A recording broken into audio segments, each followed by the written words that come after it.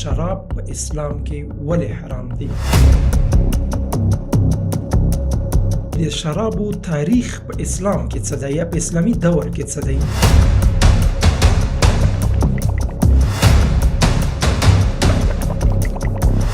فجتنبوه لعلکم تفلحون.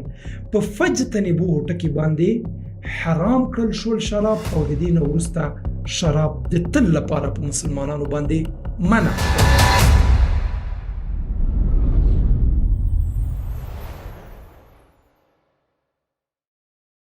السلام علیکم ورحمت الله وبرکاته.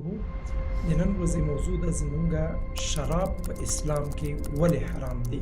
د دې په تاریخي برخه باندې، د نصوصو په برخه باندې، په اوسني علتونو باندې، په معاصرو ازرارو باندې، په دې ټولو باندې مختصر بحث کوو. اول به دا ووایو چې د شرابو تاریخ په اسلام کې څه دی یا په اسلامي دور کې څه دی. کله چې اسلام نوی راغی په عربو کې، عربو په دې وخت کې ډیر زیات ناوړه عادتونه او کلتورونه درلودل، لکه د نجونو ژوندي ښخول، په بازارونو کې نجونې پلورل، ظلم کول، هغلته د خدایي او د بت پرستۍ او مختلف جاهلیتونه موجود وو. د دې ترڅنګ یو بل رواج د دوی چې وو، چې په دوی کې ډیر زیات عام و، هغه د شرابو د څښلو و. تر دې حده پورې چې دوی به د سهار او د غرمې او د ماخوستن شرابو ته ځانګړي نومونه درلودل. نو د همدې نه معلومیږي چې دوی ډیر شراب څښل. نو اسلام چې څومره بد رواجونه چې د انسان د فطرت خلاف دي، د هغې ممانعت په تدریجي ډول سره شروع کړلو، تر دې چې نقطه شرابو ته راورسېدله.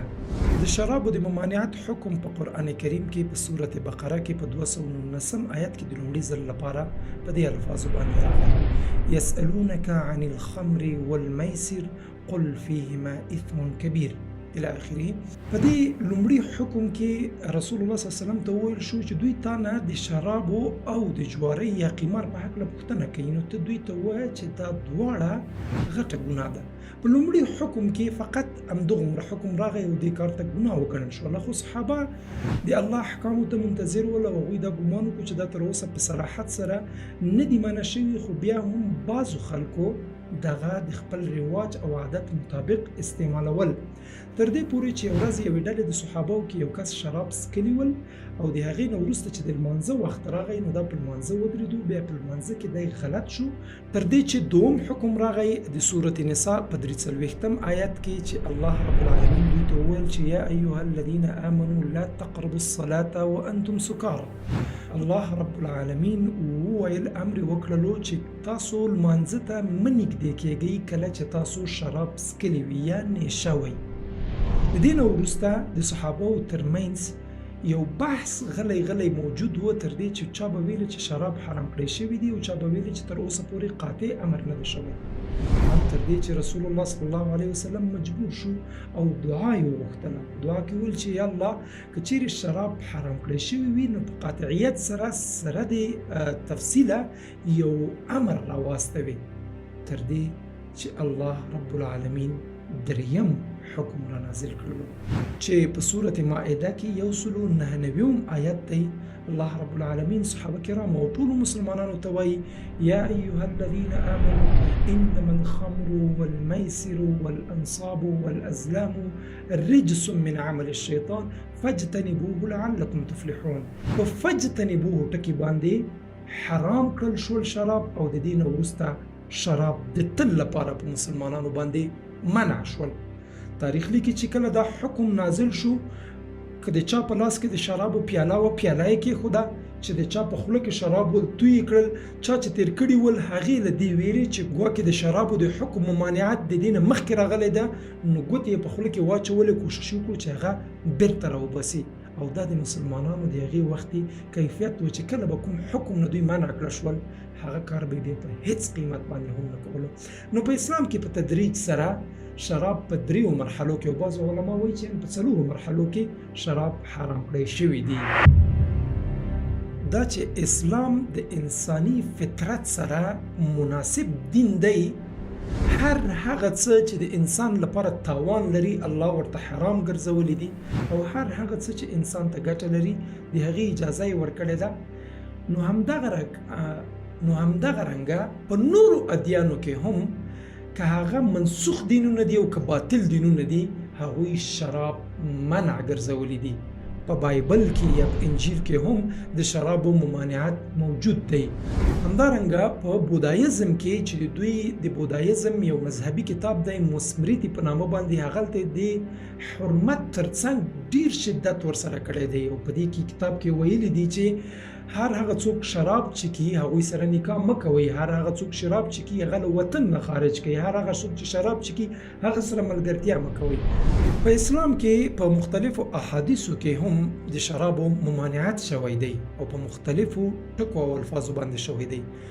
سنن ابو داود یو حدیث را اخلي، په هغه حدیث کې وایي چې په 10 کسانو باندې لعنت کړی شوی دی او دا 10 وړه کسان منسوب دي شرابو ته. په دې حدیث کې لومړی لعنت خپل په شرابو باندې شوی دی او د هغې نه وروسته هر هغه څوک چې شراب جوړوي، شراب وړي، شراب جوړولو کې کومک کوي، شراب انتقالوي، شراب خرڅوي، شراب چکي او د شراب ګټې نه ځان تغذیه کوي او دې ته ورته، یعنی د شرابو مربوط ټول اړخونه په دې باندې الله رب العالمین لعنت ورولی دی. او لعنت په دې معنی چې دغه خلک به د الله له رحمت نه د تل لپاره محروم وي. دومره په شدت سره د شرابو حرمت اسلام کړی دی ځکه چې ازرار یې هم دومره وسع او هم دومره ډیر دي. یو بل حدیث کې چې سنن ابن ماجه نقل کړی دی د حدیث نمبر 3 دی، هغه رسول الله صلی الله علیه وسلم فرمایلی دی چې شراب د ګناهونو ځاله ده. همدارنګه مختلف احادیث د شرابو په تاوانونو، په ازرارو او په حرمت باندې راغلي دي. او مسلم شریف کې یو بل حدیث چې رسول الله صلی الله علیه وسلم نه نقل دی، هغه فرمایي رسول الله صلی الله علیه وسلم فرمایي چې انه ليس بدواء ولكنه داء، یعنی شراب هیڅ کله هم دوا نه ده بلکې دا خپل مرزونه دي، خپل مرز ده. په یو څه باندې چې اسلام دومره غټ بین یا بندیز لګولی دی، اوس هماغه پوښتنه لا تر اوسه شته ده چې شراب ولې په اسلام کې حرام دي. موږ وویل چې د اسلام د ممانعت تدریجونه او د دې ترڅنګ نورو ادیانو چې د دې په هکله څه ویلي وو هغه هم وویل. اوس راځو دې ته چې شراب ولې حرام دي. راځو دا په 3 مختلفو عنوانونو لاندې څېړو، یو طبي، دوهم قانون او دریم اقتصاد. د طب له نګاه د طب متخصصین وایي چې په اعصابو کې یوه ماده ده په نامه د انهبلیټي سنټر په نامه باندې، چې دا هغه ماده او هغه مرکزي ځای دی چې انسان له حیواناتو نه بیلوي.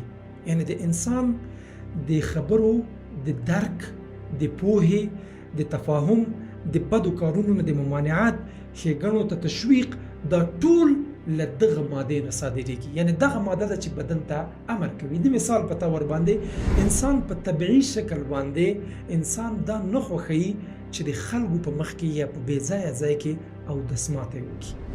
دا ماده د انسان بدن ته وایي چې ته یو پټ او مناسب ځای ته لاړ شه. د شرابو په څښلو سره دغه ماده فلج کېږي. څوک چې شراب وسکي یا د شرابو ته ورته بل نشهیي توکي استعمال کړي، د هغه دغه ماده انهبلیټي سنټر دا فلج کېږي. دا چې کله فلج سي، دا خپل خور نه پیژني، خپل مور نه پیژني، خپل رور نه پیژني، خپل اقتصاد نه پیژني، خپل تعلیم نه پیژني، درک له لاسه ورکي، خبرو توازن له لاسه ورکي، د خپل خولي اختیار د لاسه ورکي، تر دې حده پورې چې ټول بدن یې بې واکه شي. کله چې دا بې واکه شي نو دا هر نوع ګناه او بې اختیاري رامنځته کوي. ترڅنګ یې په طب کې وایي چې طب له نګاه نه تر ټولو مهم تاوان چې دا لري، ځیګر التهابي کوي، غټوي، معده خرابوي، شوشې خرابوي، ترڅنګ یې تریخی له منځه وړي، بډوډي له منځه وړي، ګردې له منځه وړي، د بدن څومره اعضاوي چې د وینې فشار ګډوډ کوي، حساسیت رامنځته کوي او په دې برخه کې انسان د طب له نګاه نه په لسګونو مرضونو باندې دا اخته کېږي.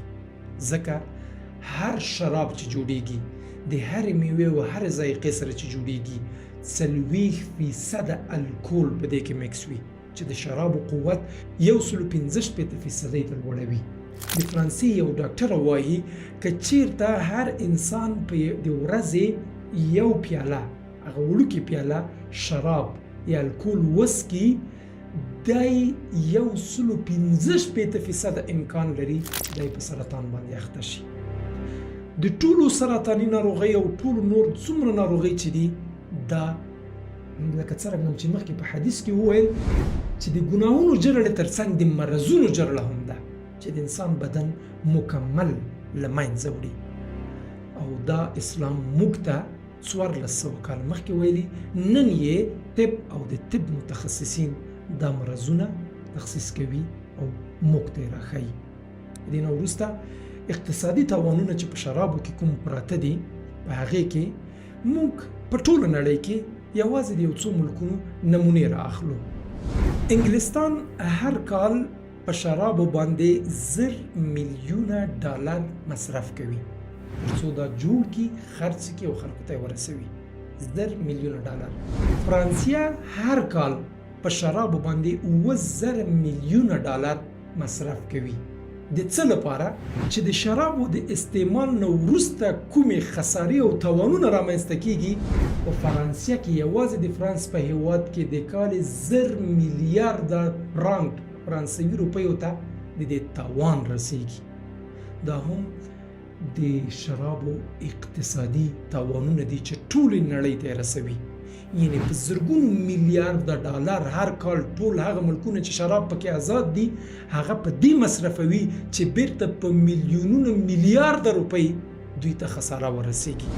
د دې نه وروسته موږ د قانون له مخې او هغه جرمونه چې جنایي جرمونه پیښیږي په دې کې د شرابو د استعمال ازرار وایو. د جنایي جرمونو 80% علت د شرابو استعمال ده. په هر هغه ملک چې هغلته شراب خرڅیږي او استعمالیږي. یوازې په جرمني کې د جنایي جرمونو فیصدي 80% چې 40% یې جنسي تیری او تاوتریخوالی په جنسي تیري کې دا د شرابو له وجې نه رامنځته کیږي. او همدارنګه 40% قتل یوازې په جرمني هیواد کې هغه د شرابو له وجې رامنځته کیږي. په امریکا کې یوازې د شرابو هغه جرمونه چې د ډرایوینګ یا د موټروانۍ له وجې نه څومره حادثې شرابخوره پیښوي د کال 12000 کسان یوازې په امریکا کې وژل کیږي. په برطانیه کې هر کال د شرابو د استعمال له وجې نه 1 میلیون ماشومان متضرره کیږي یا د شراب خورو له خوا نه جنسي تیری پرې کیږي یا ډبول کیږي او یا هم وژل کیږي. هر کال په یو هیواد کې 1 میلیون ماشومان. او همدارنګه په همدې برطانیه کې هر کال یوازې د شرابو د استعمال له وجې نه چې یا دوی خودکشي کوي د نشې په حالت کې یا د مرضونو له وجې نه مړه کیږي هر کال 200,000 یعنی 200,000 انسانان د شرابو له وجې نه وژل کیږي. اسلام هغه دین دی چې هر هغه شی منع کړی چې هغه د انسانیت او د بشریت لپاره تاواني. خو هغه نړۍ چې اسلام ته د شک په سترګه ګوري هغه وروسته له پیړیو نه دې نقطې ته رسیږي چې اسلام بهترینه بندیز لګولی دی. اوس راځو بندیزونو ته. هغه بندیز چې اسلام نن نه 1400 کاله شاوخوا مخکې په 3 حکمونو کې منع کړو او په آخري حکم کې هیڅ چا بیا شرابو ته لاس ور نه وړو. هغه قانون امریکا په 1919 کال کې یا د نن نه تقریبا څه د پاسه 100 کاله وړاندې په پارلمان کې د زیاتو رایو په اخیستو سره دا قانون پاس کړو چې نور په امریکا کې د 1920 کال نه وروسته رسما په امریکا کې بند وي. دا هغه بندیزونه دي چې دوی د سینما له لارې، د ویډیوګانو له لارې، د طب له لارې، د اعلاناتو له لارې، د مجلو له لارې نه بې شمېره اعلانونو سره چې په میلیونونو روپۍ په دې باندې مصرفوي تر څو اوس هغه څه بند کړي چې دوی د ازادۍ اجازه کړې وه او خپله یې هم استعمالول. او اسلام له نن نه 1400 کاله مخکې بند کړي ول. نن پوه شول چې موږ د دې نه څومره خساره وینو، هم په طبي لحاظ کې، هم په اقتصادي لحاظ کې او هم په جنایي جرمونو کې. اوس ټول ملکونه وخت په وخت سره په مختلفو قوانینو تصویبولو سره شراب باندې بندیز او بین لګوي. الحمدلله موږ په هغه دین باندې یو چې موږ د دغسې مرداریو او دغسې پلیتیو نه د اسلام د راتګ سره سم منع شوي یو او الحمدلله په نسبت د نورې نړۍ په موږ کې مړینه، په موږ کې اقتصادي تاوانونه، په موږ کې جنایي جرمونه په ټوله نړۍ کې تر ټولو کم په اسلامي هیوادونو کې، خصوصا بیا زموږ او ستاسو په افغانستان کې چې له دغه شیانو نه خلک ډېر لرې پاتې دي، ترې الله ساتلي یو او خوندي یو. وروستۍ نقطه هغه دا چې موږ دغه عنوان او دغه موضوع ولې انتخاب کړه. د دې لپاره کیدای شي بعضې ورونو دا اعتراض وکړي چې شراب د هغې پلور، د هغې خرڅول، د هغې استعمال په پښتنۍ سیمه کې خصوصا په افغانۍ ټولنه کې کم دی، نو موږ په دې موضوع باندې ولې هر هغه حکم چې الله کړی دی چې په هغې تر څو پوه نه شو، تر څو د هغه حکم نه خبر نه شو، که په ماشومتوب کې وي، که اوس وي، که بیا وي، تر دې چې موږ که کله هم د داسې یو حالت سره مخ شو په داسې مجلس کې یا په داسې ټولنه کې یا په داسې ملک کې چې موږ هغلته لاسرسی کولی شو، موږ ته باید زموږ د الله امر او د رسول الله صلی الله علیه وسلم احکام معلوم وي او ایمان مو په دې حد کې وي چې هیڅکله هغه شي ته لاس ونیسو چې هغه ملعون دی، اټل شوی شی دی. دا او دې ته ورته نورو ویډیوګانو لپاره زموږ د یوټیوب، فیسبوک او نور ټول انټرنیټي کاریالونه تعقیب کړئ، سبسکرایب کړئ او زموږ سره پاتې شئ. مثبت نظریات موږ ته راکئ، مثبت نقدونه په موږ باندې وکئ، موږ لا پیاوړي کوي. السلام علیکم ورحمة الله وبرکاته.